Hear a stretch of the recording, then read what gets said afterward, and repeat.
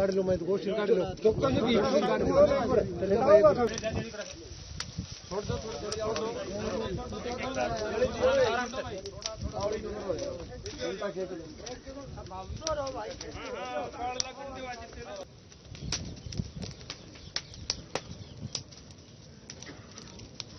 माही तो लो, एक बार पीछे हो लो। आप नीचे उतर जाओ ना,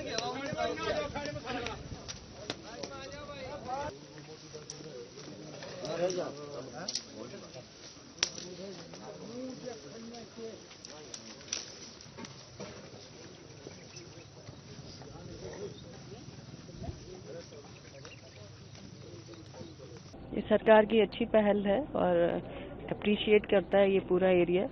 निष्पक्ष जांच होगी तो सभी तथ्य सामने आएंगे और परिवार से पूरी मेरी सांत्वना देने आई हूँ मैं, और मैं खुद इस एरिया की बेटी हूँ, बहन हूँ, तो जाहिर सी बात है कि मैं इसीलिए यहाँ पे आई हूँ।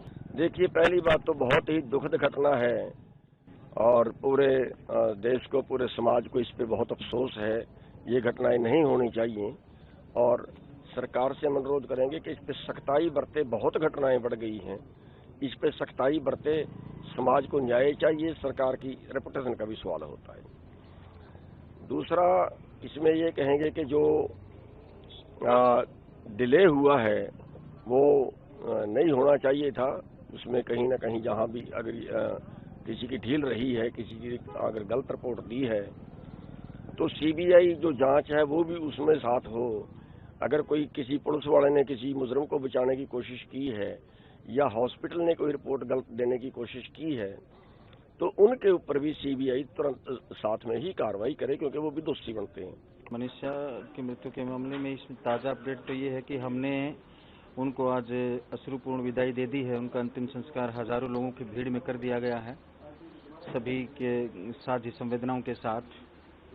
परिवार और जन भावना ये थी कि सीबीआई जांच और एम्स की जो पोस्टमार्टम है वहाँ होना चाहिए, और वो होने के बाद परिवार ने कल शाम को धरने पर ये सभी से प्रार्थना की थी, और हम भी लगातार प्रशासन की तरफ से प्रार्थना कर ही रहे थे सभी से, तो वो स्वीकार कर लिया गया है। और आज सुबह 8 बजे हजारों लोगों के साथ प्रशासन की मौजूदगी में बहुत शांतिपूर्ण तरीके से उस बहन को विदाई दे दी गई है। परिवार ने क्या कोई और मांग भी आप लोग? परिवार ने सिर्फ एक बात हमसे बार बार कही है, जब हम वहाँ अंतिम संस्कार पे मौजूद थे तो परिवार की तरफ से बात यही थी कि उन्हें और कुछ नहीं चाहिए, बेटी को न्याय चाहिए।